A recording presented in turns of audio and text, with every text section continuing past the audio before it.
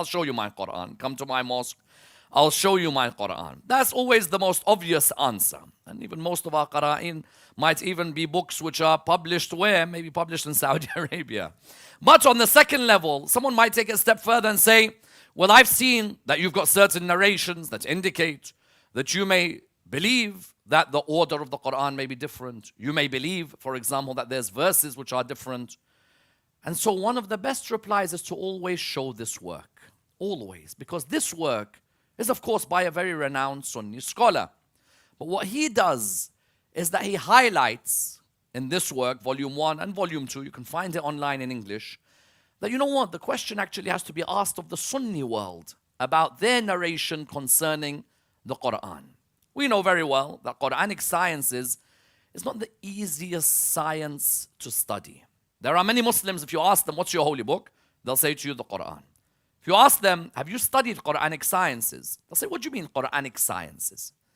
Quranic sciences are those discussions that concern the compilation of the Holy Quran. When was it compiled? How was it compiled?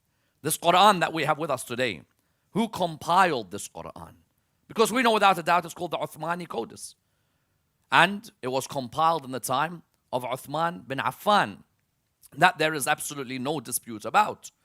So I need to understand, how did we reach a stage in understanding the development and the evolution of the Holy Quran? Who was involved in the compilation? We know the Holy Prophet, peace be upon him, his family. In his own lifetime, he had these scribes around him, renowned in all schools of Islam. People like Imam Ali ibn Abi Talib alayhi salam. People like Abdullah ibn Mas'ud.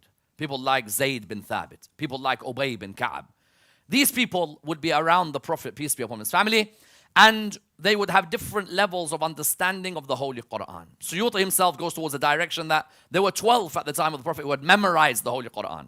And we know that at that time, oral transmission was seen as more prevalent than what we know of today as written transmission. The Arabs could memorize poems from now until Qiyamah. And therefore they would memorize a lot of their things, a lot of their literature. So you had people who had memorized the Holy Quran. And by the time the Holy Prophet dies, you have these companions who are now wondering, how do we look after the Quran? Of course, Imam Ali alayhi salam has his codex. And Saifuddin Kara has written about his codex, available online. Imam has his codex, which gives you the order of the revelation of the Quran, as well as the tafsir of the Holy Quran as well, next to it. But the government does not take this one. Tune in to the full episode on the Be Quran podcast. Link in bio.